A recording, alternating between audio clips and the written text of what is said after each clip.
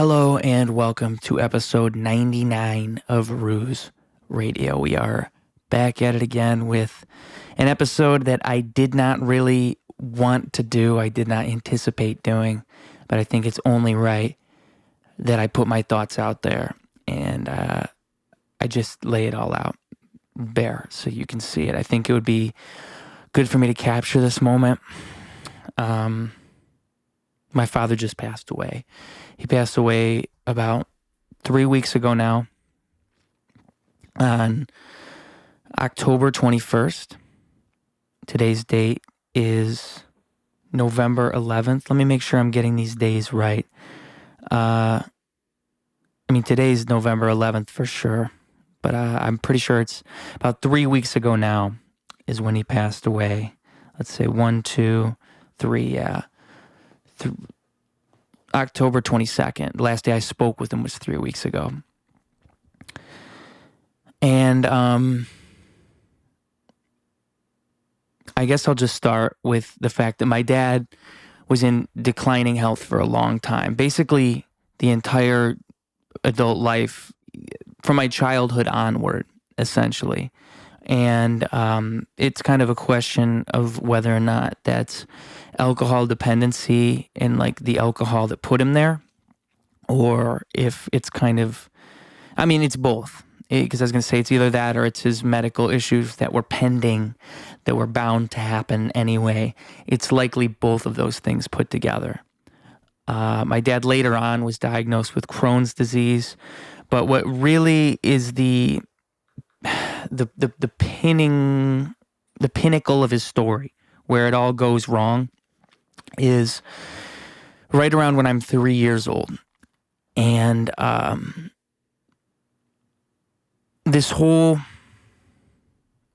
experience, just learning the ins and outs of all of this, because I've heard bits and pieces of this story growing up, and I've kind of understood how it all went down. I didn't really grasp it, though.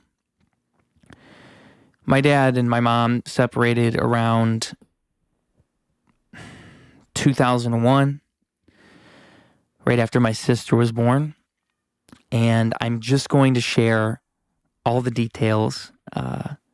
So excuse the graphic detail, but I think it is a good idea to lay it all out, because I'm sure other people could learn from something like this and understand from something like this. So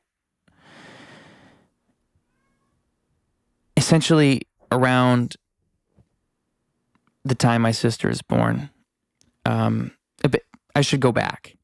My dad and my mom meet after my mom is not in a great relationship. So my mom's in a relationship where she feels like she is not getting the love that she needs.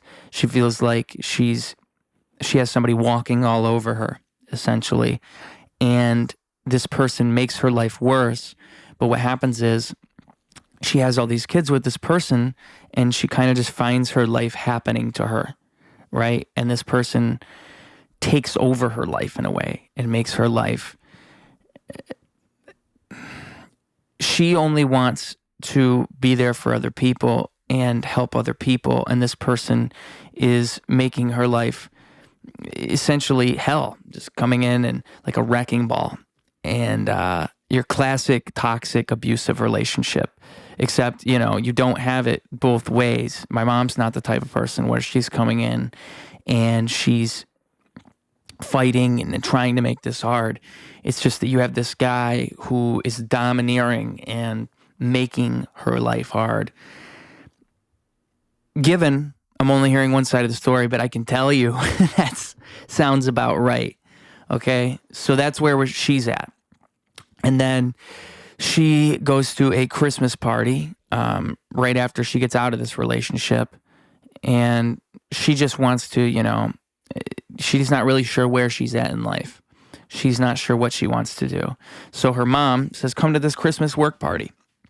And my mom goes to that Christmas work party, and that's when she meets my dad. And my dad says to her, I really like you. I'd like to go out with you. And my mom says that she's not really, she just got out of this relationship. She's just out of this. She's not really sure that she's ready for something new, but she does like him. And there we go. We start from there. And my dad, he, with his part of the story, he had just gotten out of a relationship where he kind of felt similarly. He was with a girl that they had a kid together, and that relationship goes down in flames. The most I really know about that is that my dad allowed his temper to, going back a little bit, at the very least, I was able to find a note within these past 2 weeks where my dad wrote to my mom saying that the problem with that relationship was that this woman always tried to control him and make him something that she didn't like him for what he was. She liked him for what she saw him as, what he could be. Okay. So with that, they break up after they have a kid together. My dad's temper gets the best of him. He says, "I'll burn the house down with you in it." She takes that to authority figures and tells them she's fearing for her life. And then my dad can't see this son. My dad can see this son with supervised visits, but it's not as if he gets to have the same type of custody of this son. This is as much as I know about this situation. It's probably a little more complicated than that. That's what I know.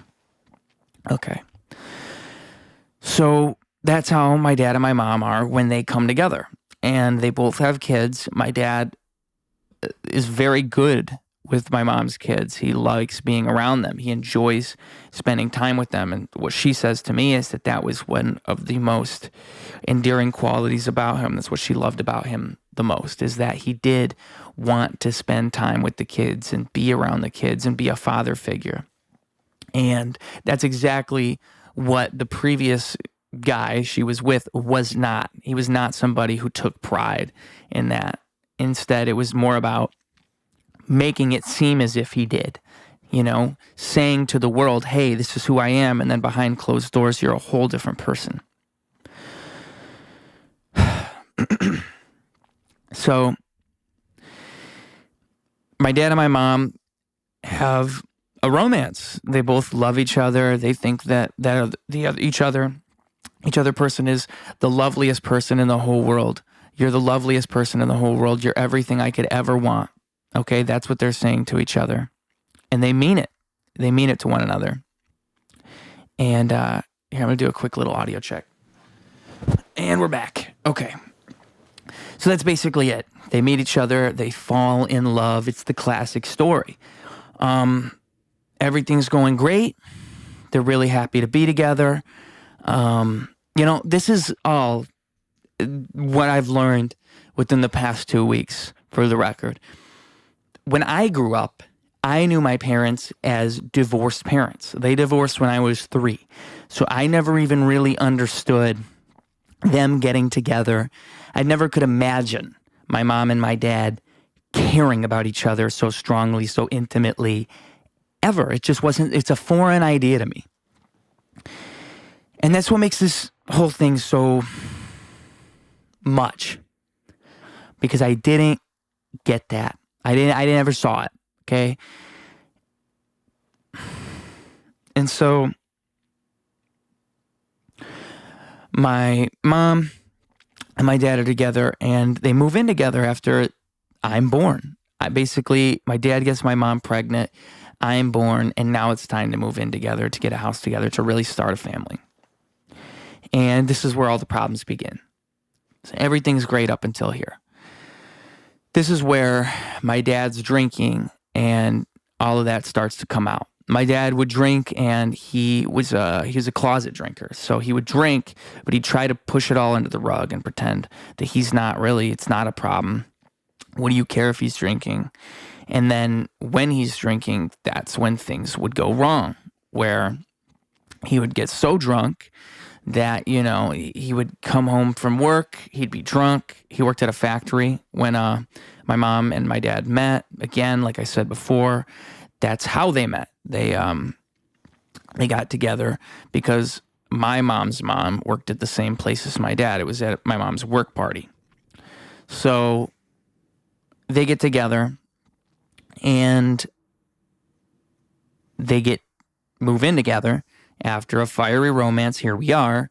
And this is where it all starts to burn up in flames, because you got my dad, who's basically, his dishonesty is burning a hole into this relationship, because my mom wants to be with my dad and she wants to believe everything he's saying. But then you have my dad, who's acting like all of this behavior isn't real. It's not really happening. So, what do you mean I'm drinking? Why do you always say I'm drinking? And meanwhile, his drinking is starting to cause real problems in his life.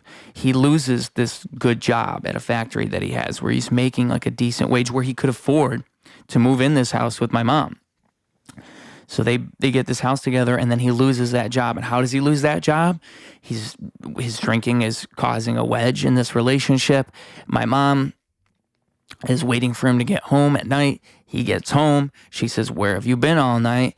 I bet, "Oh, you're drunk. You're drunk right now. Now you're drunk. You've been drinking and you're not going to go to work tomorrow." He says, "I'm going to go to work tomorrow." He goes to work the next day. They say, "Hey, you're drunk." He gets fired. He loses that job. This only pushes him deeper into this whole pit. Okay? So my dad's at home. My mom's working. And essentially, the children that my mom had with this previous guy, she has them at this house, and that dad, who I already told you about, not the nicest guy, not the most honest guy. This guy's basically telling these kids, "Hey, you don't like it at your mom's house? Go cause problems there, okay? And then you won't have to deal with that anymore. You can just be with me, okay?" He's trying to make that happen, because that's the kind of guy this guy is. This guy is the kind of guy who seeks to cause problems, and he does. It's like scorched earth to whoever else. I just want to have what I want. That's what I'm being told about all this. It all checks out. So here we are. This guy's telling these kids, "Go do whatever. Go do whatever. Make it worse. Make it worse. Who cares, right? It's not going to hurt anybody. It's only going to make your lives better. And then we get to all be together, and it'll be happy and fun." And so that's what they do. I mean, except for my brother. But it sounds like from what I hear, I could be wrong. I was 2. I barely remember any of this. So the girls are like, my dad is drinking all the time. My dad's always drunk, and he's trying to hide it from my mom. And then you have these kids here who are, they have another dad. This isn't their real dad. They don't want this dad. And so they're kind of giving him a hard time. "Oh, you're drunk. I'm not going to do what you want me to do. You're drunk. You want me to clean? You're drunk. Screw you." That's how these kids are acting. They're about probably 8 or 9 at this point in time. Meanwhile, I'm just born. I'm 1 or 2. And so that's causing an issue. My mom, she can't go to work sometimes because my dad will get so angry. He'll just be so angry and having be in some type of drunken rage. My mom knows he's drunk, but he won't say he's drunk because he tries to hide this. So that's all a problem. This is all right around the time that my dad's health issues start to pop up. And according to my mom, she enters the bathroom one time and the toilet's just full of blood. It's just full of blood. And she's like, "Oh my God, are you bleeding?" And my dad says, "Oh, don't worry about it." And, my mom's a nurse, thank God. So she at least has some sort of idea of what could be happening here. She says, "No, this is not normal. You gotta do something about this." And, this is also where the avoidant part of my dad's personality that kind of pushes these things aside and says no, it's all right. I'll be all right. That's where that comes out. Okay. And so he's avoiding being honest about the drinking. He's avoiding addressing his medical issues. These things are all just, under the rug. Let's not worry about that. And meanwhile, my mom is just trying to give him the benefit of the doubt because she loves this guy. She sees this guy as the guy that she met, and she doesn't want any of these problems. She wants that beautiful life that they were supposed to have together. And it's not going quite that way. But maybe, she had said to me that when she found out about his medical issues. She thought, well, maybe these times I think he's drunk, maybe I'm wrong. And maybe it really is a medical issue. And maybe that really is why he acts funny. Is not that he's been drinking, but that, there's something wrong with him medically. And maybe I'm misjudging and maybe I'm wrong. And this is all leading to a pinnacle, a pivotal, that's the word I'm looking for, a pivotal moment in this relationship where nothing can ever be the same again. And again, excuse my graphic detail. I hate to implicate people, but this is what happened. This is how it went down. So my mom is a nurse. She's at work. She goes to work that night. This is after all these issues were going on with, I already described to you the relationship he has with these kids and how these kids aren't his kids, at least the 3 that my mom had with the other dad. There's 3 kids, 1 boy and 2 girls. And so it's them, and then it's me and my sister. My sister was a newborn at this point in time. She's about 7 or 8 weeks old, I want to say. And my mom had just went back to work. She's just going back to work after her leave that she took because of the pregnancy. Okay? Or the birth, I should say. And I've heard different versions of this story. So I'll just start with the one, I think this was what the neighbor had seen across the street. So my dad's drunk, as he had been. He's outside. He's holding the newborn baby. And because he's drunk, he drops the newborn baby. And the newborn baby, my sister, hits her head on the ground, on the pavement, outside. And I don't know who saw this. It might have been I want to say it's the neighbor across the street who reported anything, but I think it might have been a kid who saw it and then they told the neighbor. I'm not sure. I'm kind of hazy on those details. Point being, this happens, and then my dad, oh my God, what do I do? He's drunk. He's freaking out probably. He doesn't. And then remember that avoidant thing I said? Well, this is where that all just gets 10 times worse, because he's like, okay, let's push this problem under the rug. And so he goes inside, he takes the baby inside, and he puts her in a room. And someone calls he just has her in a room. She's bleeding from the head. And they're saying, the other kids are saying, hey, what's going on? And my dad's just saying, she'll be fine. She'll be fine. This is all fine. And so the neighbor calls the police. The police show up. And, my dad, I guess he argues with the police. He says that my mom's going to be home soon. It'll all be fine. And so my dad rides in the ambulance to the hospital with my sister, who's wounded, right? My younger sister, the newborn baby.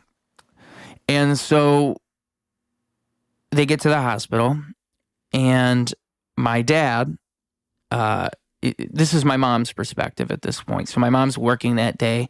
She doesn't really know what's going on. Someone comes up to her, says, hey, your daughter's here. Just to let you know, your daughter's here. So she goes and she looks, and she sees my dad's in the room with her newborn daughter. Oh, yes. They say, your daughter's here. She's got something going on. She says, which daughter? And so it's the newborn baby. And she goes in the room, and my sister's head is misshapen. So it's normally it's a circle, now it's a cone. Okay? So she had 2 injuries to her head, and there was bleeding going on. And when I say 2 injuries, I mean 2 bone injuries, to the 2 fractures to the skull. I don't know exactly. And I guess when you're a baby, your head's really, really soft, and these things can happen. Okay. And again, I just want to say that when I say all of this, I'm not trying to make anybody sound good or bad. It just is what it is. This is what happened. Okay? It's not about whether or not someone's a good person or a bad person. This is how it goes. This is what life is. Okay? So my mom's there and my dad's there. And my mom is freaking out. And she's just kind of like, oh my God, like, what's happening here? And my dad is real angry. He's in a drunken anger. And he's saying like, oh, these doctors are idiots. Everything's fine. I don't know what they're talking about. And he's saying, look at her. She's fine. And my mom just says like, Rich, it's my dad's name, Rich. She's not fine. Look at her. She's not fine. My mom doesn't know what happened yet. She doesn't know what's going on. She just sees her child in grave danger. And then my dad being super angry and drunk, freaking out, saying like, this is all bullshit, essentially. Like, I don't know, like cursing the entire situation as if he didn't cause it. And so, following this, my sister, she's in the ICU for a few days. She almost died. And she's okay now. She made it through it. But the previous dad that I told you about catches wind of this whole thing. So a CPS officer, is at the hospital. They say, hey, just to let you know, we're going to have to report this. She says, okay. And so then she's in a different hospital a few days later. A CPS officer comes up to her there. And they say to her, like, just want to get your side of the story. Just want to get your side of things. Like, don't have too much time. Just lay it all out for me. So my mom tells the CPS officer the truth. Okay. And then about 2 weeks later, it's just my mom and these kids in the house. My mom and all the kids, because my dad can't be there at this point in time. And my mom says, the CPS officer comes back and they basically say to my mom, hey, just let you know, you're lying. You're covering up for the father. We know you're lying. You're covering up for the father. My mom's like, what are you talking about? Like, I don't even know what you're saying. I told you everything I know. I told you the truth. Turns out that between the time the CPS officer saw my mom the last time and this time, the father of the other kids got a hold of the CPS officer and told them all kinds of lies about my dad. Said that my dad beat all of us. He beat my mom. He beat us.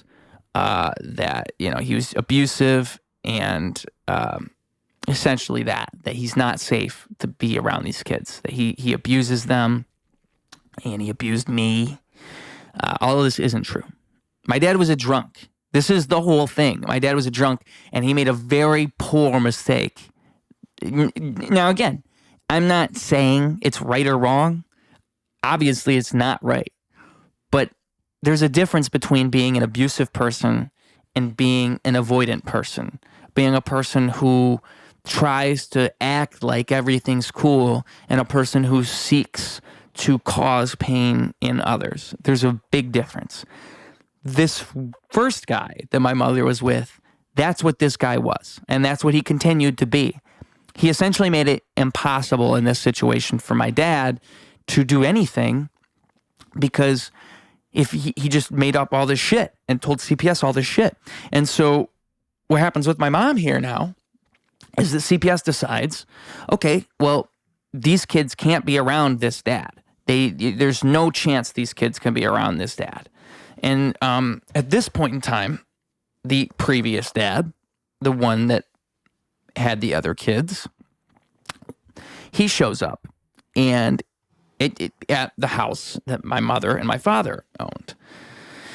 And he says, after he's told all these lies to CPS and infuriated my mother and made my mother's life 10 times harder, he shows up and he says, hey, just to let you know, I'm here for you and I'm willing to raise, you can come back and I will take you back and we'll raise all these kids together. This is after, during their relationship, he was always accusing her of cheating and saying all these things. You're going to be a whore, all of this. Great guy. And so he says this to her, and she's furious. But that's that. She's, it's neither which way at this point. The CPS officer made their decision. My dad can't be around these kids. So basically, they forced my mom's hand.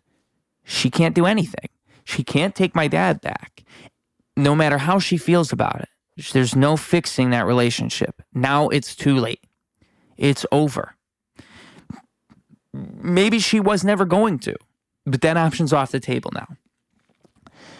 And so my mom has to make a choice. Oh, and then because of all of this, CPS tells my mother, you have to go to all of these classes we're going to tell you all about abusive people. And the way she describes it to me, those classes weren't talking about my dad. They were talking about this guy who forced her to be in these classes because he never physically abused, he never hit her, but he did everything else they're talking about, all the emotional manipulation, all of this. It's all right there. My dad didn't do those things. My dad was simply an avoidant liar. He was somebody who would not lie, but he would just act like, oh, what are you talking about? Why would you even say that? Why are you accusing me of being drunk? Why do you always say that? Why can't you just trust me?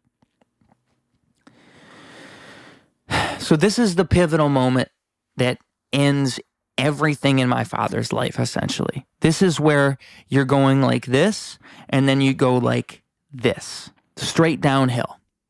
That's where it starts. And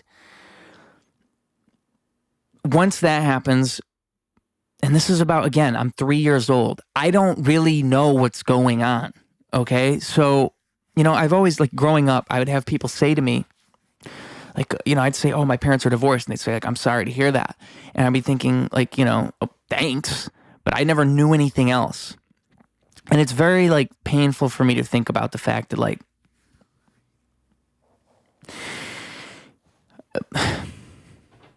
my dad and my mom were about my age when all this happens. And, at least when they meet, they're about my age. My mom's about 28. And my dad's just 5 years older than that. Not much older than that. I want to say. I could be wrong. I might be mixing things. No. My mom's born in 69. My dad's born in 64. We'll put it at that. Okay. I'm not doing math right now. That's 5 years. So it's just hard to think about the fact that, I think people are terribly non-empathetic. I think people don't know how to imagine if that could be me. I think people don't know how to imagine how someone ends up in a situation. And I don't think I ever gave my dad enough credit, because you have all of this happen, and then basically for the next 20 years of his life, he just has to reap what he's sown for himself. He lost my mom, and he always cared about my mom.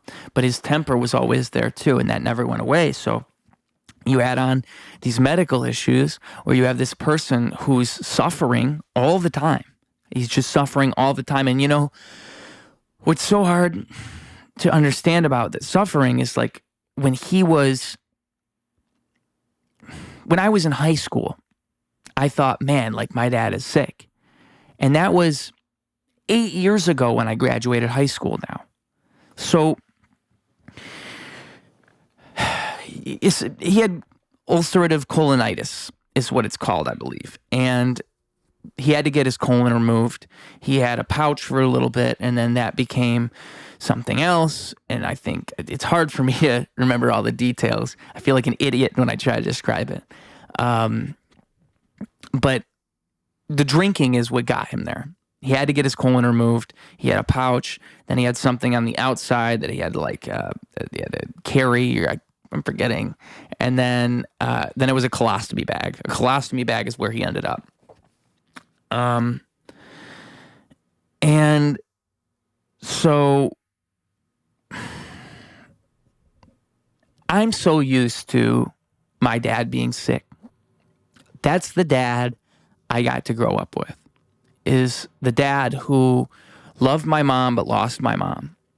And I got to see my mom in a separate household doing everything on her own.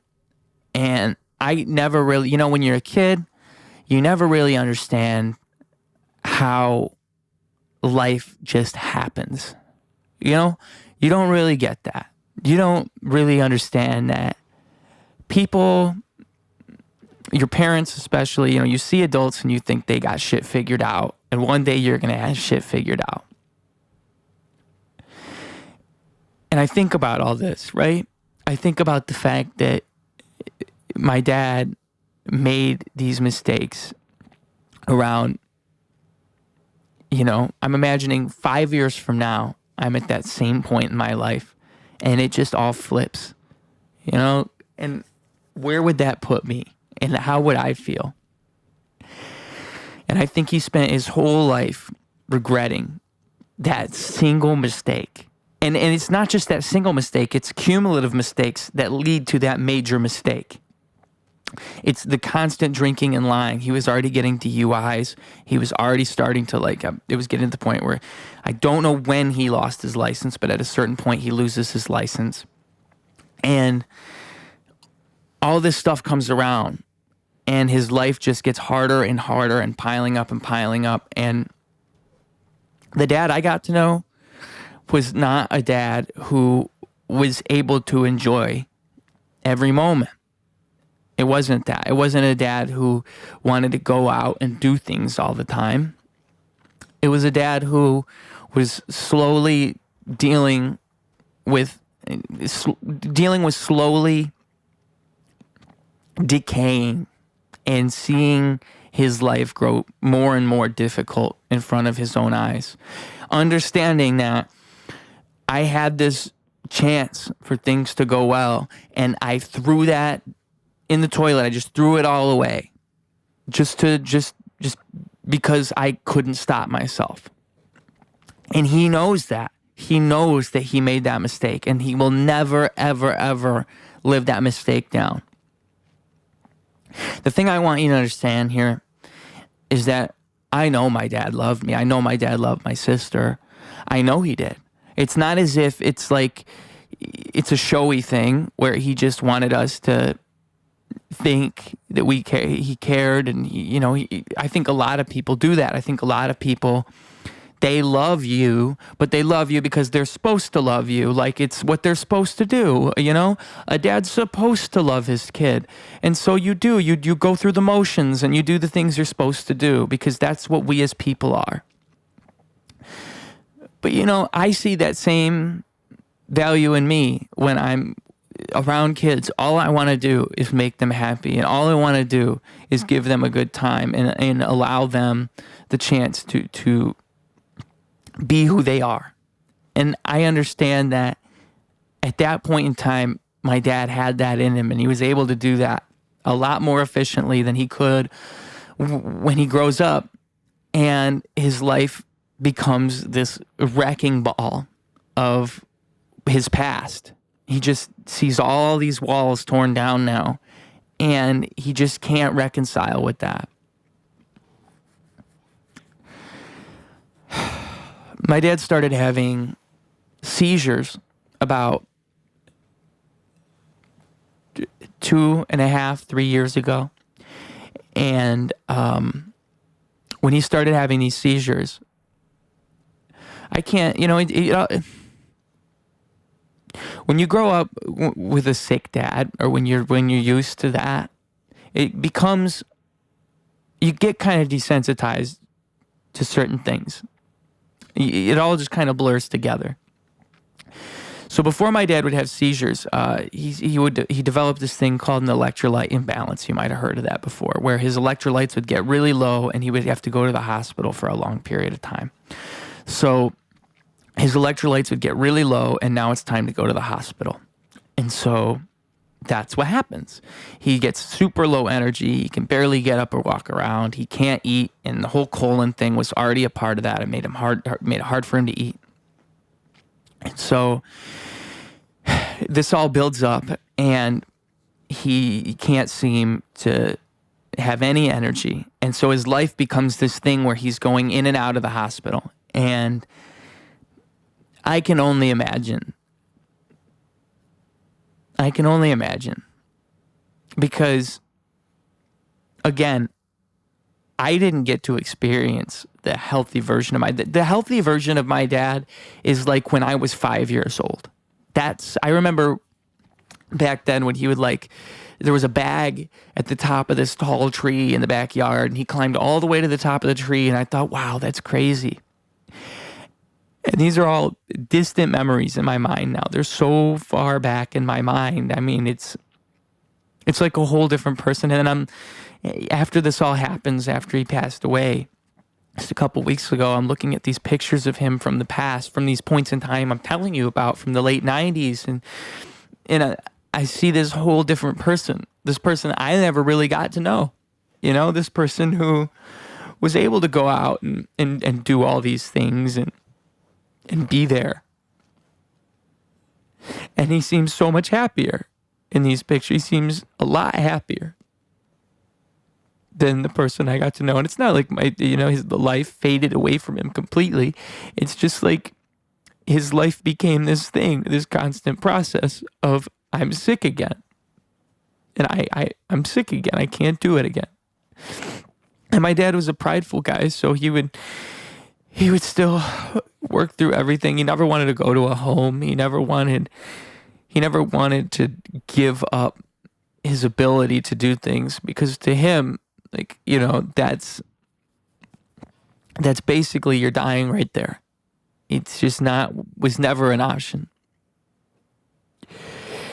And so I remember one time he had a property up north, and he was coming back from the property up north, and I remember he told me, this is a long time ago now, I want to say 10 years ago now, maybe 8 years ago, probably 2019, so maybe not as long ago as I'm thinking. Maybe it was about 5 years ago, but it just, again, it all blurs together at a certain point. It's hard to remember. I want to say 5 to 7 years ago. He's coming back from up north, and I know he's not doing well. He's barely able to talk or move around. And up north, when I say that, I mean it's about an hour and a half away from where we were, from where he lived. And so he's coming back from up north, and he's driving back. And last I speak with him, he can barely do anything. I don't hear from him. I don't know what's going on. I try calling him over and over. He doesn't answer the phone. I'm thinking he's dead on the side of the highway. His body just he dozed off. He's driving, and then dozes right off. And who knows? Maybe he took somebody out with him, right? And I'm just sitting there, and I'm freaking out, and I'm scared, and I don't know what to think. And I want to say 3 hours after I spoke with him, he pulls in the driveway. There's his truck. He walks into the house, and he just plops on the bed, and it's like he used the very last of his energy just to get back. And so these are just the things I remember. This is the dad I had. This is the guy I got. And I don't blame him. I'm not mad. I'm not upset. My dad would have a temper. Every day he woke up, and it was like he barely slept. He woke up, and he just feels like shit, and he slept like shit, and he's in pain. And so you don't want to talk to him when he just woke up, because it's like you already know how that's going to go. Just wait an hour, talk to him, then you'll have a better time. But I couldn't blame him for things like this, because I know that's just what his life is. That's what his life has become, is that. Just this constant discomfort.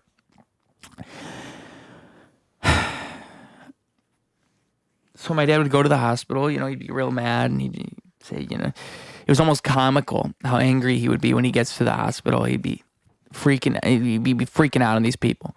He'd be like, what are you here for? He's like, just look at the chart. Don't you know? Just look at the chart. Why are you asking me all these? Yeah, all these people come in, they ask me the same questions. They all come in, they ask me the same goddamn questions. They should know. One time I was there, he told me how he went off on this lady, this nurse. And I'm trying to tell him, like, Dad, like, they might not give you the best treatment if you're just treating them like that. And he's like, that's not the point. That's not the point. These people come in here, they ask me the same goddamn questions. They treat me like I'm a fucking idiot. I'm like, Jesus, all right. And he had the security come in that time. And meanwhile, I don't think he's entirely wrong. I just don't think he's handling these situations well, okay? Like, there's a way that you could make these people work with you a little bit better, no matter how bad they are. The point is that he didn't want to be there, and he didn't want his life to be this way. And that's really what all of this is that, I might have experienced it as, oh my God, my dad's being such an asshole to me in this moment. And that might have really frustrated me. But you can't say it's as simple as that, because it's really not. Some people really are just mean. Some people really are. But I guarantee you, almost every time there's something going on there that's beyond your understanding. And I don't think I ever really understood the fact that my dad would look in the mirror and he would know that 20 years ago, that was a different person. That 10 years ago, that was a different person. And he could see himself, the light in his body slowly going out. And so, back to the seizures. So about 2.5 years ago, my dad started having seizures, okay? And I remember once, I'm there with him, I'm right in front of him, and I don't think I lived with him at this point in time. I think I was just coming by because I knew he wasn't doing well. And he's looking at me, and it's like it's like I'm there, but he can't see me.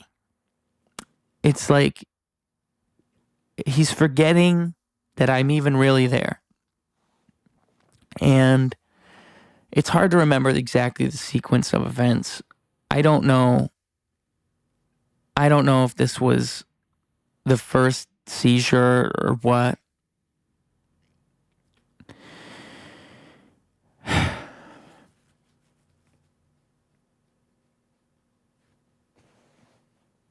But he's looking at me and he can't really see me there. And he looks so confused. He looks like so confused. And I just remember thinking, like, you can't be here like this. I can't leave you here like this. Because he's expressing to me like, oh no, I'm fine. Everything's fine. I'll be all right. Like, just, what. But then 5 seconds later, it's like his head's slowly going down and he looks like he doesn't know where he is. And so I take him to the hospital. I can't remember how long after that. He's at his mom's house. And I just hear he had to go to the hospital there. His mom lives over by Detroit, about an hour from where he lives. He doesn't like to go to other hospitals. And his mom just came into the living room and found him on the floor.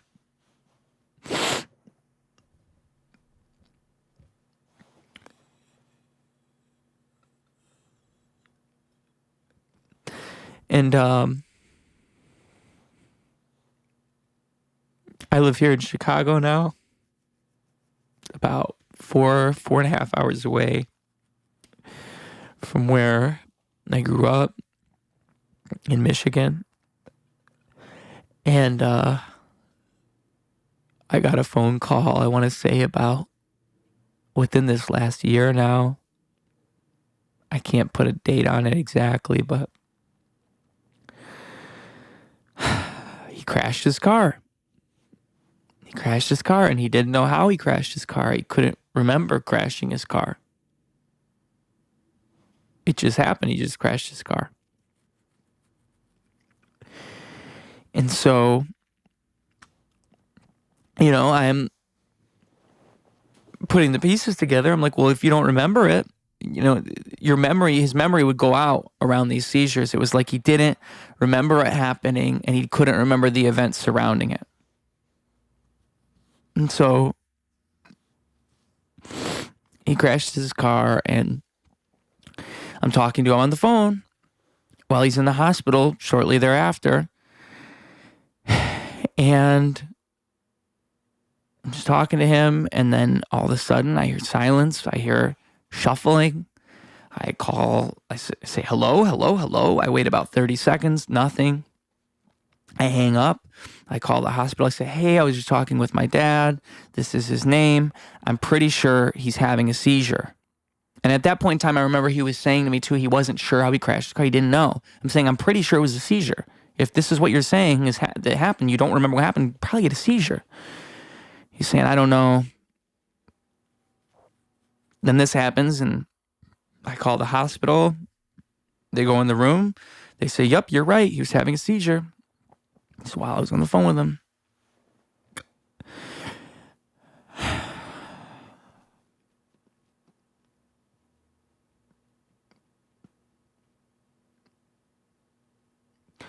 so I think the last time he was in the hospital would have been 3 or 4 months ago. Same thing. He's having a seizure, and he had to go to the hospital.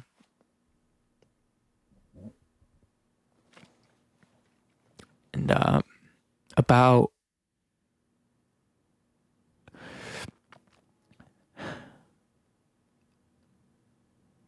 so the thing was, I would talk to him, and it was always a cycle.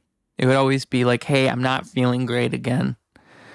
And I would say, well, maybe you're going to have to go to the hospital. Maybe you should think about that. And he'd say, well, I'm not going to go until I have to. I'm not going to go until it's time for me to go.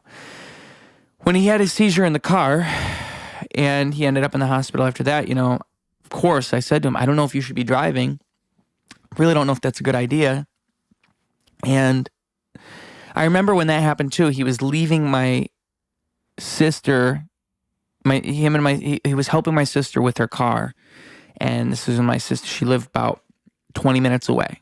So my dad's there with my sister helping her with her car. She said he seemed normal. He leaves, this happens. And so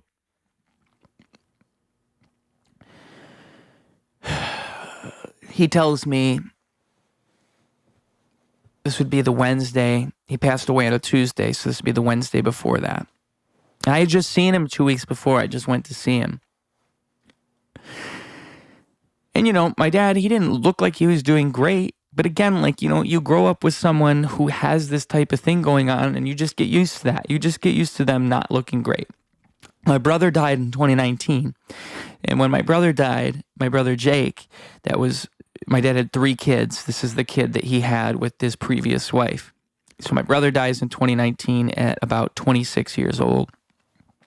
And my dad did not take that well. And right around that time, my dad, he kind of stopped shaving, he kind of stopped grooming himself, and stopped taking care of himself so much. And you can really see the difference if you just look at how he looked before that, and how he looked after that. I look at these IDs, because when we're going through all these things, you can see his ID from 2008. You can see his ID from 2015. You can see his ID from 2021. And it's like you can see the life drain from his eyes. And I didn't see that. I didn't understand that had taken place because, in 2016, you're thinking my sick dad. In 2018, you're thinking my sick dad. And in 2022, it's just like, oh yeah, there he is. That's who he is. That's what his life is. And you're so used to it.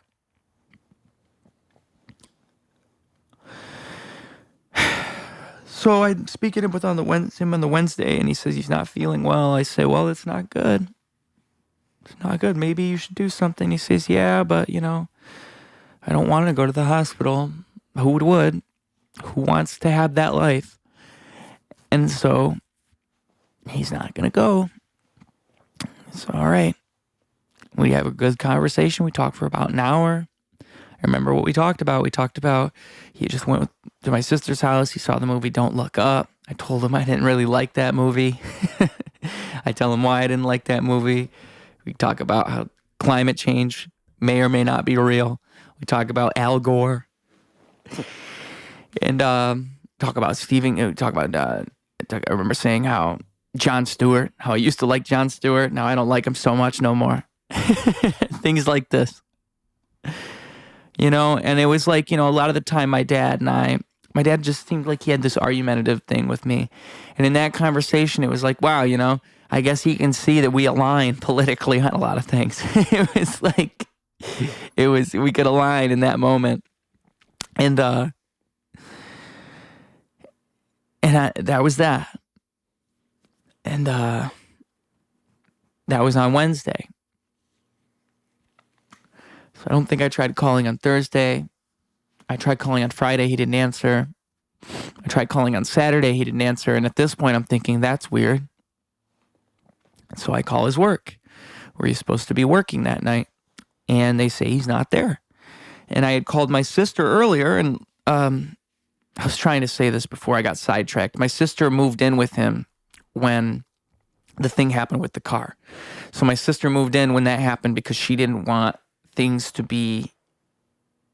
She was doing it so that way someone would be there to look after him, which I moved away. I'm here in Chicago. And so it really meant a lot to me that she would do that. And, that was the right thing to do. But that came to be a bit much for her. They butt heads a lot. It wasn't really easy for her to live with him.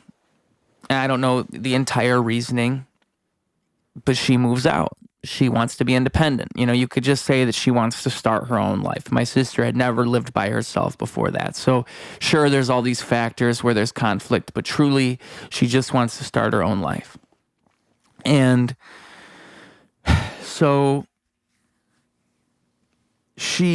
I call her on that Saturday. I say, hey, have you heard from Dad? She says, no. I say, okay, well,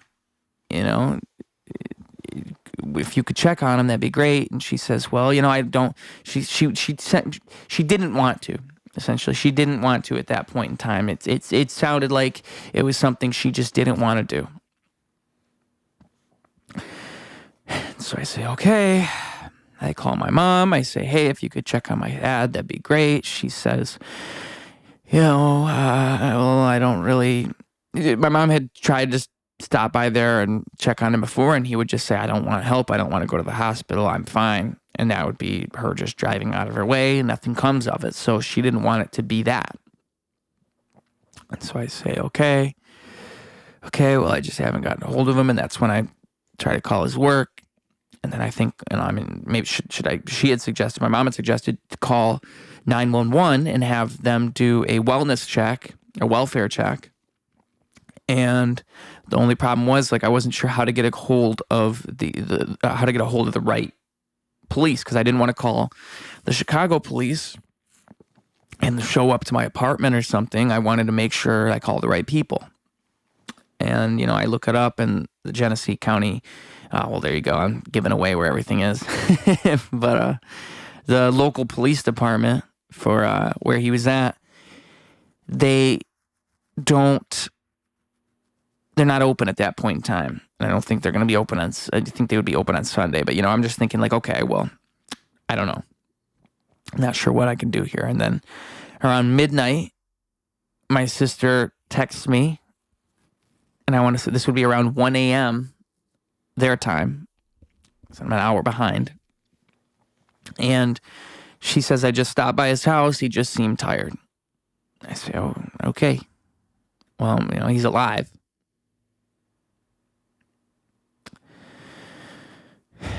And then that next day, I get up at 10 a.m. I had a podcast scheduled with somebody. I wasn't sure if they were going to show up. I wake up right on time at 10 a.m., no alarm set. I look at my phone. He says, I'm here. I'm like, oh, Jesus Christ. Because I just assumed since he hadn't replied to me on Instagram, it wasn't going to happen. So that becomes my next 2 hours, 2.5 hours. Immediately, I'm doing this with this guy. Immediately after that's over, I call my dad because he had called me during that.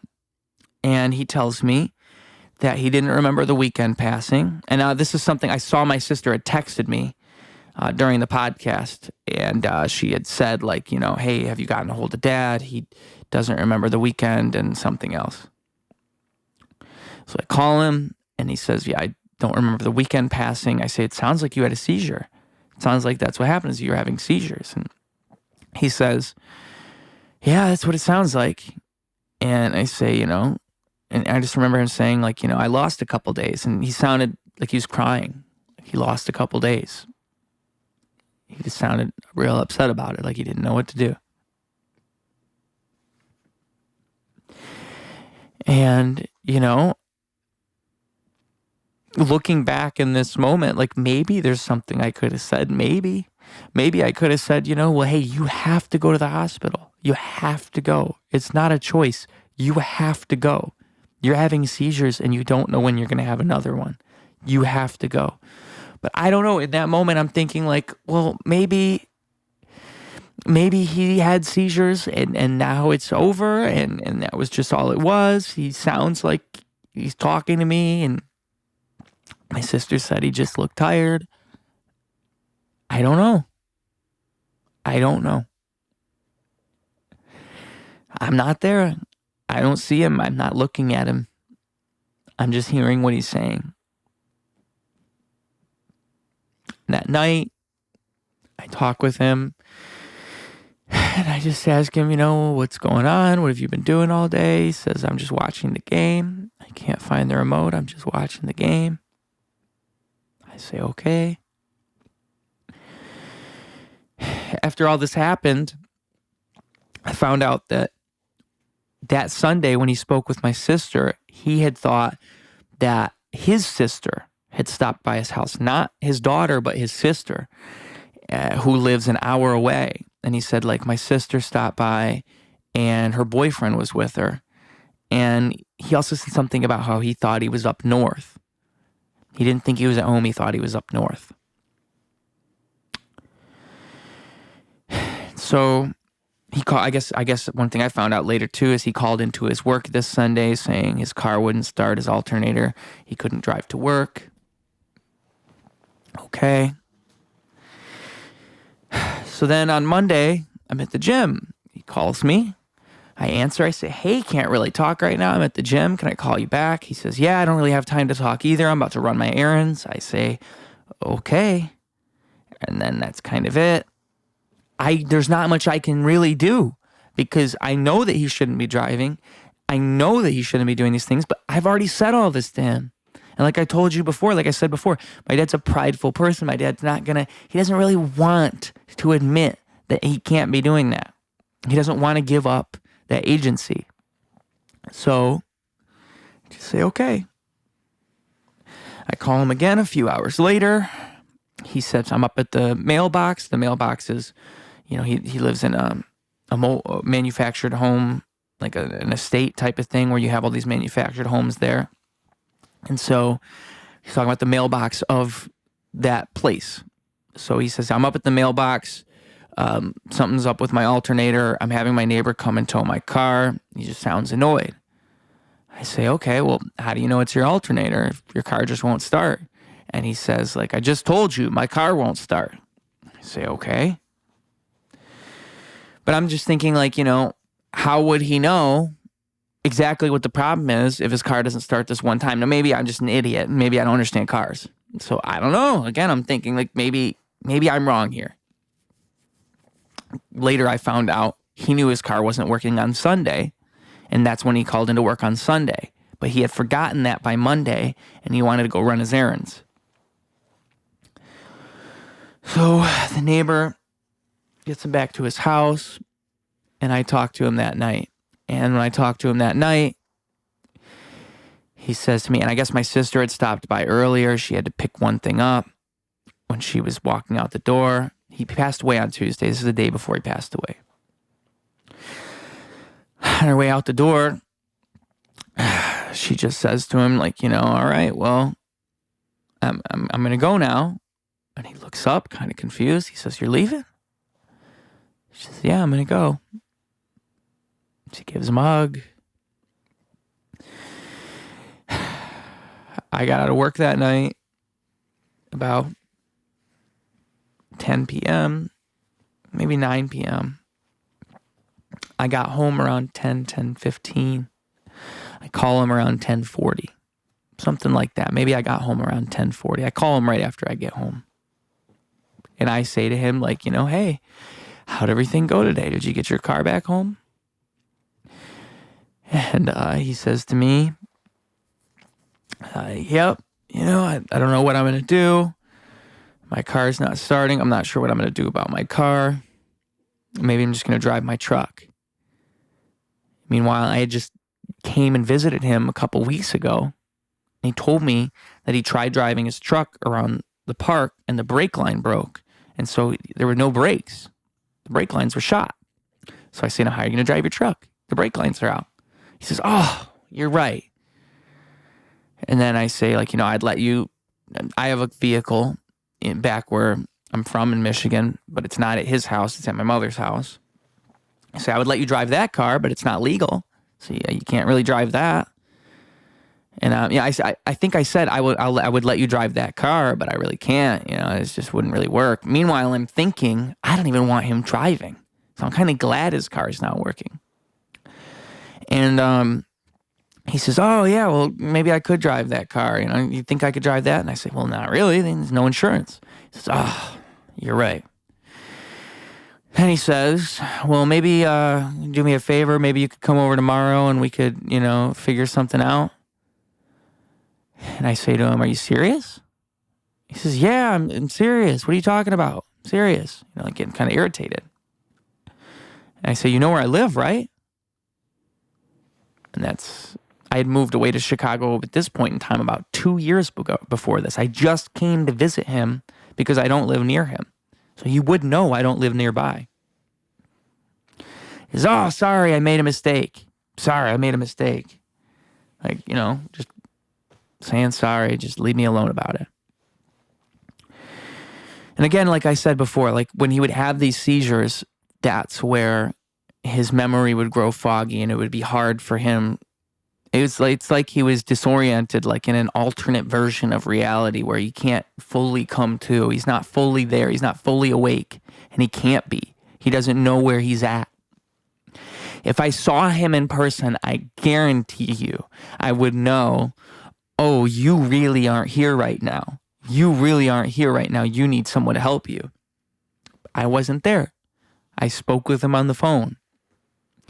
I found out later he had went to work on that Thursday and he had frozen up. He worked at McDonald's on the grill for night shifts, and he had frozen up like he was, and someone calls the other manager and say, "Hey, come over here." They come over and he says, like, "I can't." That's what he said. He said, "I can't." And he can't move. He's like freezing up and shaking. And they have to help him before he falls over. They get him, they help him, they get him to the back of the crew room.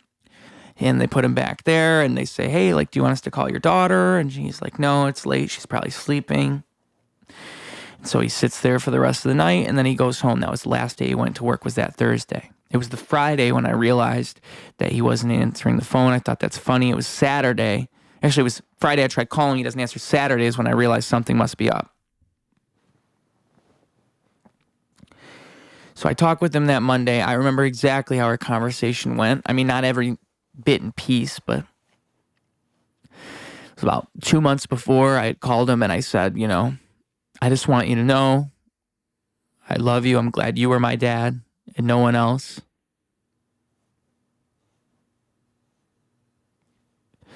I wish I would have said more things like that to him, but I'm glad I said that at all. When I came to visit 2 weeks before all this happened, We went to Frankenmuth together for one day, and it was a great day. Just everything went great. The next day, he wanted me to come over to help him mow his lawn. I spent both of these days with him for most of the day. I'm so glad I did.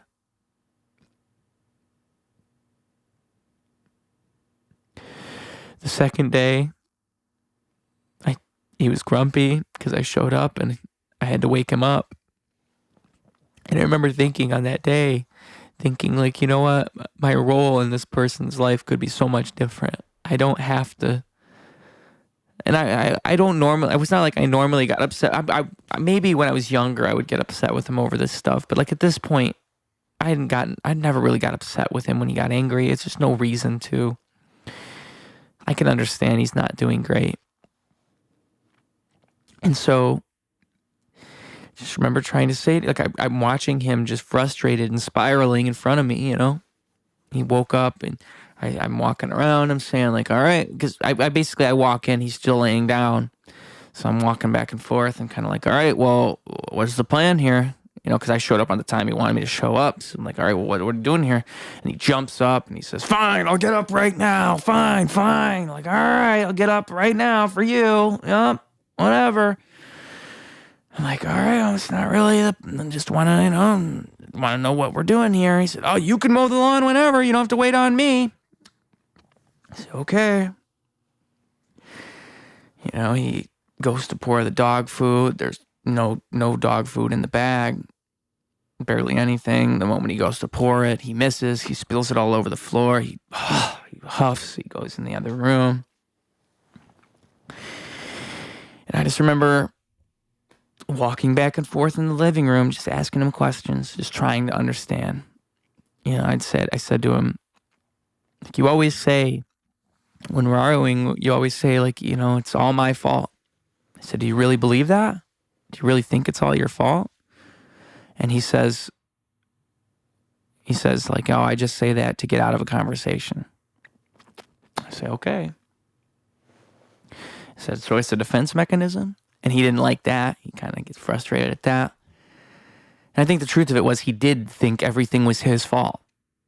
You know, another thing that he had said is like, I just feel like I make everything harder for myself. I just feel like I make everything harder for myself.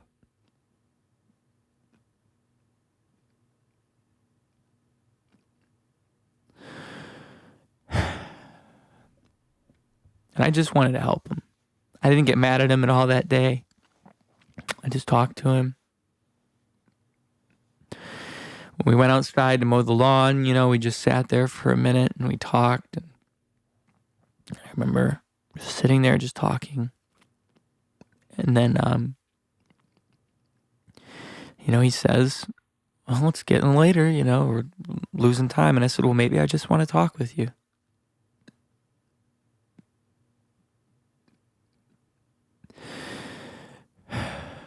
That night, he called me and he said,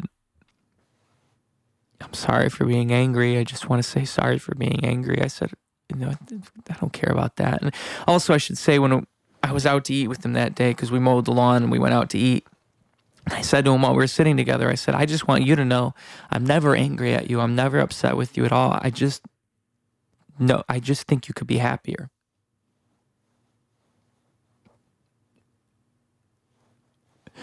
And then that night, I was at my friend's house, visiting my friend Andrew, my best friend. I only see him so often now that I moved away.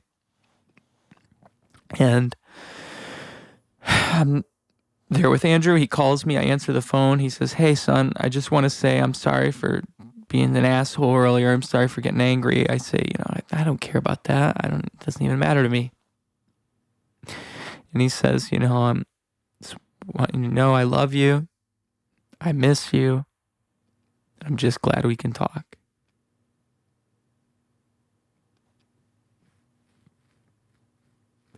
I say, I always miss you. I'm glad we can talk too. I'll be back for Christmas. I'll see you then.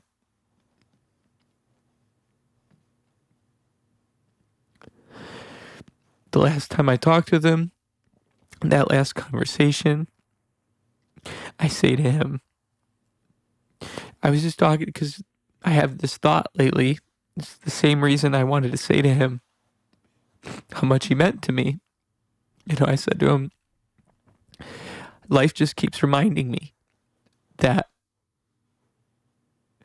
you only have this one moment in time to do things. You make these choices. You have this one moment, and then that moment goes away. And you never really realize, excuse me.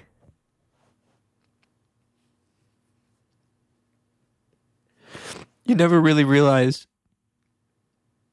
because it's impossible to realize. You don't really know.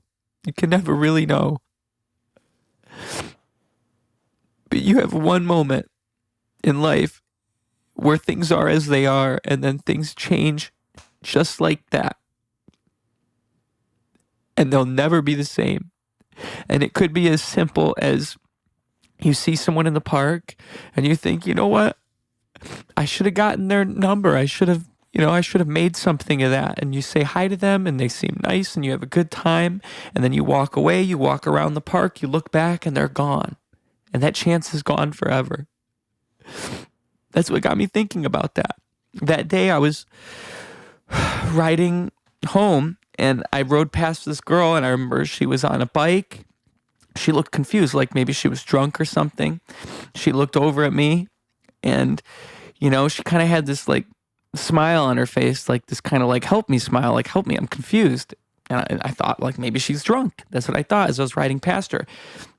I remember when I was past, I went farther down and I looked behind me and this other guy was coming up to help her. And I thought like, oh, that could have been me. I could have helped her. I could have been the one. I made that choice in that moment and I lost that chance.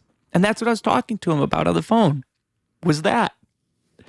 I was saying like, it just reminded me of that life is constantly this fleeting moment.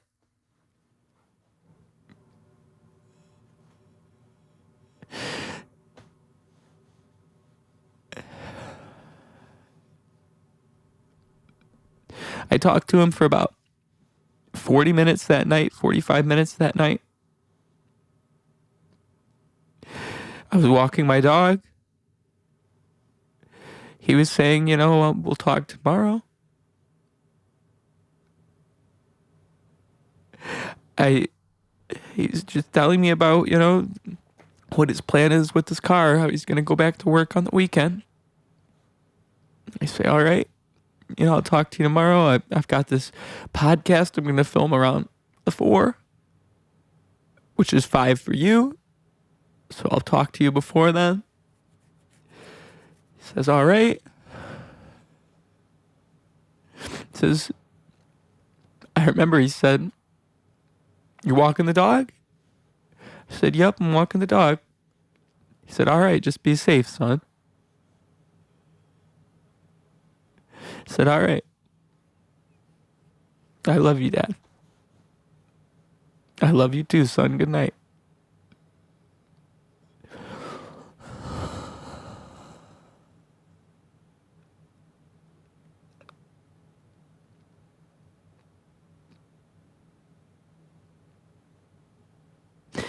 And it was that Friday, because again, we didn't hear from him for the next few days. And so on that Friday, my sister had stopped by his house.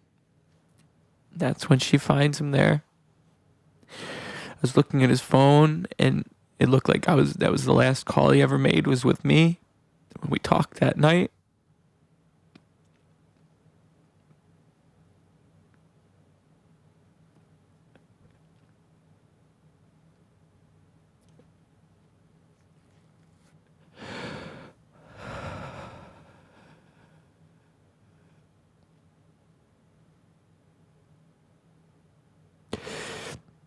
It makes me sad to think that he was probably just confused, disoriented. The truth of it is, though, like I said before, my dad was prideful. He never wanted to go to a home. He never wanted to do anything like that. That was never in his plans. It was never something that he seriously considered. And he would have hated to die in a hospital or at a home.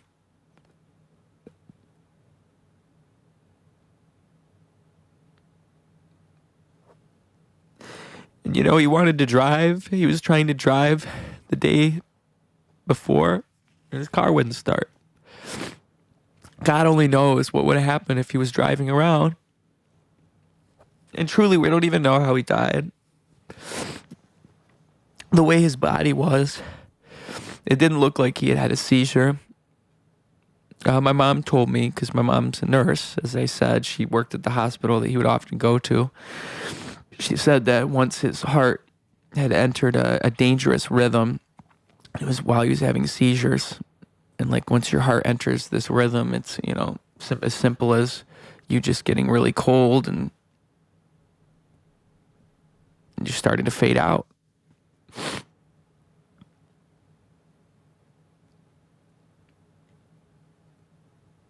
It's so hard to collect my thoughts and try to make any sense of any of it.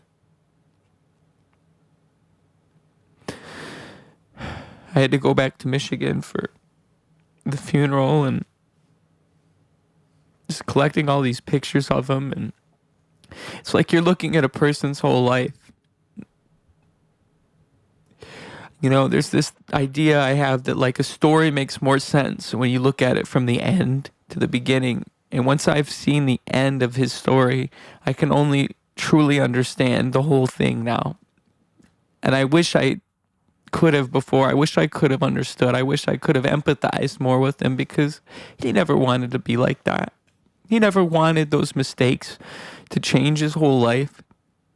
He never wanted to lose my mother. He never ever lost his feelings for my mother.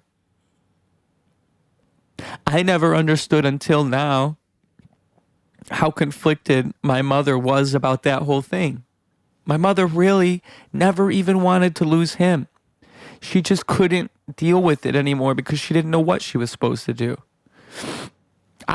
Growing up, I always thought my mom and my dad, they don't even really like each other. I didn't know half of that story.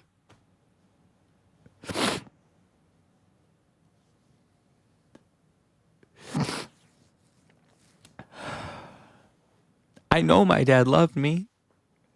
And I wish I would have done more to be there for him or to help him. But you say all these things in retrospect. And it just goes back to what I was saying before about like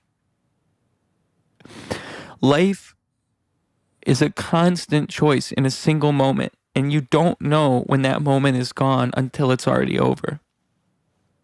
And it's always right there in front of you. Every single moment is a chance.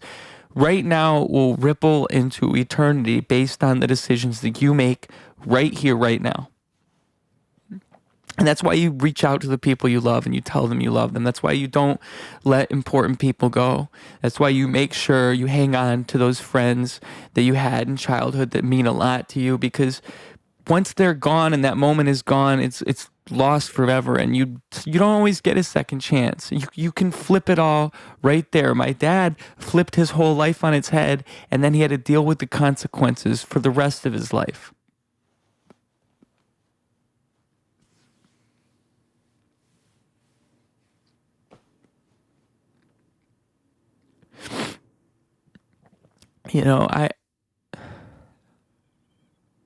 None of it makes any sense to me.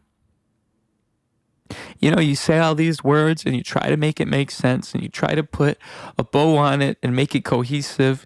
People tell you things, but none of that fixes it.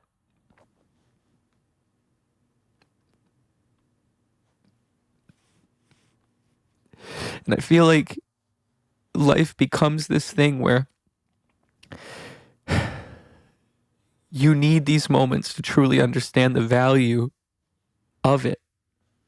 You need to understand how precious it is, because it's so easy to fall into the monotony of whatever bullshit you want to distract yourself with, whatever drama of the day happens to come your way, it's so easy to forget. And I never want to forget. I only want to remember.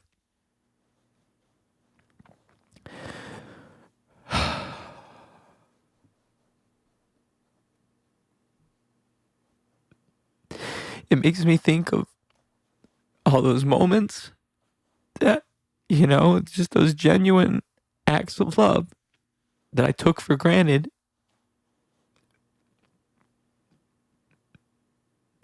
I remember once when I was younger, this was like right around the time I was getting older. I was about 12. And my dad asked me, because, he would go, he had property up north. He loved to go up north with us, with his family. He loved spending time with us.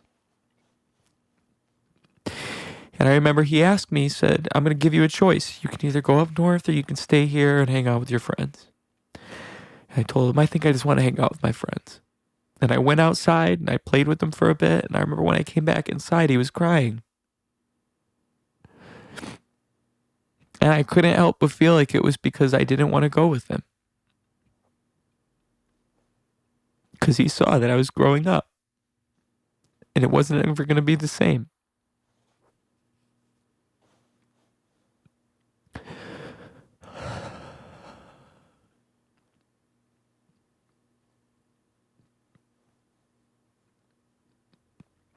You never, ever, ever understand the value of something like that. It's just so hard to.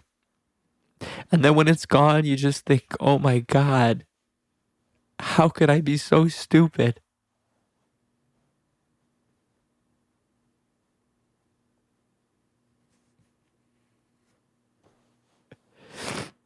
So I just think it's good for me to put all of that out there. And I'm sure a lot of people understand that, and a lot of people would feel the same way. So I just want to put that out there. And I want to urge people to just remember to never, ever, ever let these moments pass you by, and always remember that you're making a choice. Make the best choice. Make the choice that's vital, the one that brings you to whatever your purpose is and whatever can make you feel fulfillment. And that fulfillment often comes through the people you love and the people in your life that you can affect in the immediate moment. And to just never, ever lose sight of the value of that.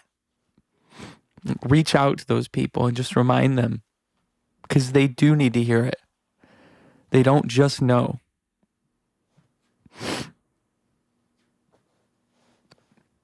And one day you won't have the chance. That day could be tomorrow. That day could be a month from now. Where you are right now is a blessing, and to just recognize that and utilize that and make the most of that. Because life will be over before you know it. And you're going to have regrets.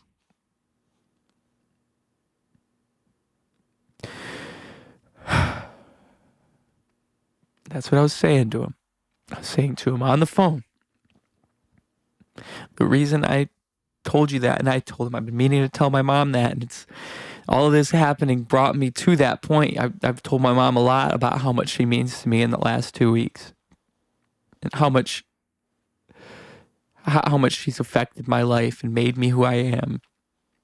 And I was meaning to do that so much, but it brought me right to there. I wouldn't be myself if it weren't for my mom and my dad. They gave me everything. And I'm forever thankful for that. And I don't think I could ever see it as clearly as I do now.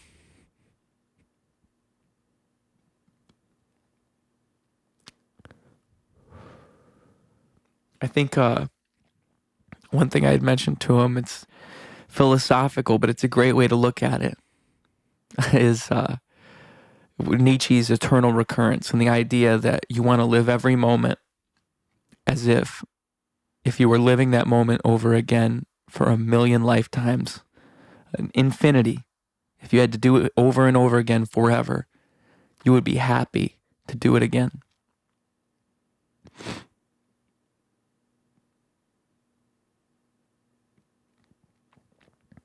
I hope that I can do that. I hope that's what I'm doing right here. I think this is the right thing.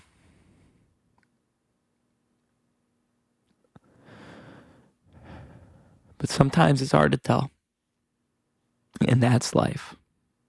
And all you can do is try, and all you can do is push. And it's going to try to tear you down.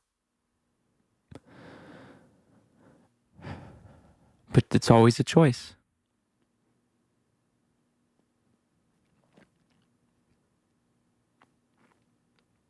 I'm going to end this with, I wrote a speech for his funeral, and I gave it at his funeral, so I'll read that. I'll read the poem I wrote, and then I made a song just 2 days after I found out what had happened, and that's going to be what will play us out of this episode. I'll play the song at the very end. So I'm going to read that speech, I'm going to read that poem, and then I'm going to play that song, and that's how we're going to end it. But I really do appreciate you guys listening to me, and I don't know, I feel like I'm rambling, but it's hard to find words, and I know that there's a value in everything, and there's something I'm supposed to be getting out of this, and I know that the universe is telling me something. As long as I'm looking, I know I'll find it. And I want to be able to share that. I want to be able to help you.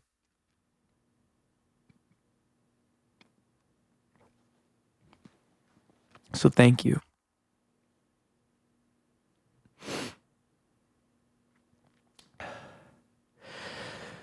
My father was a man who loved his children more than words could comprehend. The demons on his shoulder would never come between that. Through everything, the one ray of sunshine in each cloudy day was my late brother, Jake, my sister, and I. He only wanted to see us reach our full potential. I couldn't have wished for a better father. I see this purity of spirit within myself and know that my mother and father live within my heart. I am forever thankful for the grace of God to allow me such circumstances. It is my own personal proof of miracles. His hardships had become an increasingly overbearing weight on his shoulders. It seems as if he could never truly forgive himself for his mistakes. I wish he could have seen what I saw. A man whose only true wish was to spend his days outdoors with his loved ones, making each moment count. A man who would go to the moon and back just to show me he cares. I think of the nights in the cabin up north, building a bonfire so we could sit and be together.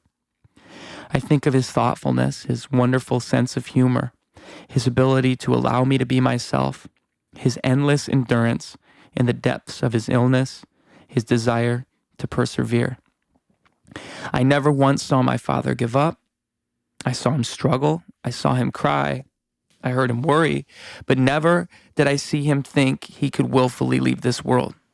The love in his heart was too strong for that. I don't think a speech can do a man justice. The nature of our souls makes this so. We can only use our words to capture a small portion of an infinitely larger whole. Every single person you touch carries just a piece of this. Though I saw my father's struggles and grief on an intimate level, I can see that he exhibited joy and kindness to so many others. His childhood friends speak of a man that was an open and free spirit. His coworkers speak of a man with excellent ethic and true love for his family. His mother speaks of a son that would never leave her side. My only hope is that my father can hear all of us now, giving our appreciation for these things. He was a beautiful spirit with so much to offer, so much more inside. I would urge anyone who hears me now to treat everyone they ever meet with love, understanding, and kindness. My father's cold exterior that I got the chance to see up close and personal was a result of his trauma and grief. He had a shell that had been hardened throughout the years. It is we who listen with an open heart who can bring a new perspective and lift others out of this darkness. I only ever wanted to see him happy. There is no other life, no perfect world where the circumstances are different. The truth of the matter is that his health caught up to him. I'm comforted in knowing that he doesn't have to struggle anymore. He doesn't have to visit the hospital again. He doesn't have to worry about whether things will take a turn for the worse. He is at peace. I love you, Dad. To the moon and back and all the stars in the sky. You're the greatest. Close your weary eyes, for the ride is over now. You did your best to rise as the night grew colder out. We all can feel your pain. We all can see the change. I know you want the best for we that lie with your remains. I know because you told. You shared your pride and joy. Through all the stress and weakness, you put your hope inside a boy. You showed me how to love, how to live a life aloud, how to give away a heart, how to make a father proud. And now the light is out. Through the years I saw it flicker. I'll gaze upon the stars and see your shine inside the glimmer. I love you as 3 words, and I think you're worth 1 billion. I can write you a poem, but I don't think it does you justice. Never overgrown, you're there inside my smile. Every step I take, I will always be your child. I don't know a world without you. I don't want to leave you here. I don't want to grow without you.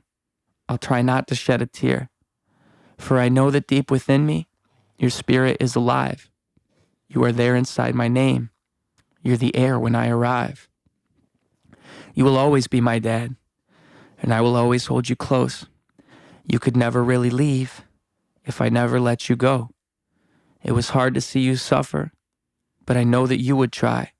So I'll do my best to do my best. I love you, miss you, like you. Bye.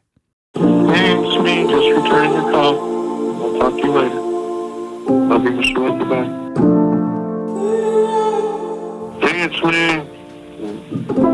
Sunday, don't I call you before you went to work? So I'll talk to you later. Love you. Bye.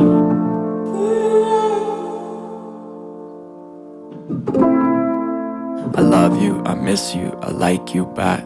I love you, I miss you, I like you back. I love you, I miss you, I like you back. I love you, I miss you, I like you back. You're up north, cabin in the sky. Another one comes, days go by. Do my best, try not to cry. I love you, I miss you, I like you back. Talk to you on Monday, found out on a Friday. Had to go away. Now everything is sideways. I don't wanna be sad. I know you don't wanna see that. I know you don't wanna leave that. I know you don't wanna leave that. And I don't wanna write this, but I don't wanna forget. And I don't wanna lose you. I know you had some more left. I just wanna see you. I just wanna hear you one more time. I just wanna call you. I just wanna tell you that you did fine. I don't really wanna write this. I don't really wanna do this right now. I just really wanna go back. But I know that the truth is your lights out, and I don't really wanna know that. I just wanna see you home, Dad. I just really wanna call you. Could you please just pick up the phone, Dad? And I know you weren't perfect, but the life that you gave me was beautiful. Hope you know that you made me a wordsmith. I am only me because you at your funeral. I say I love you, I miss you, I like you, bye. I love you, I miss you, I like you, bye. I love you, I miss you, I like you, bye. I love you, I miss you, I like you, bye. You're up north, cabin in the sky. I'll catch you there Everybody's gotta die, every boy's gotta breathe, every dad's gotta fly, every day's gotta end, and the sun's gotta rise. Hey, it's me. I just called to see what you're up to. Love me at work. Lovely talk to you tomorrow, son. Love you. Good night. I love you, I miss you, I like you, bye. I love you, I miss you, I like you, bye. I love you, I miss you, I like you, bye. I love you, I miss you, I like you, bye. You ain't gotta suffer no more. You ain't gotta be upset. You ain't running no more. You ain't gotta try to get up just to feel all the pain. You ain't gotta try to struggle just to get through the day. I'ma make you proud, Dad. I'ma make you so proud. I'ma live the life that you couldn't have. I'ma do it right. I hope you're looking down. You're with me. Take this moment, please. Just call your parents. Just tell them you love them. You got parents, call them, tell them you love them. Thank you.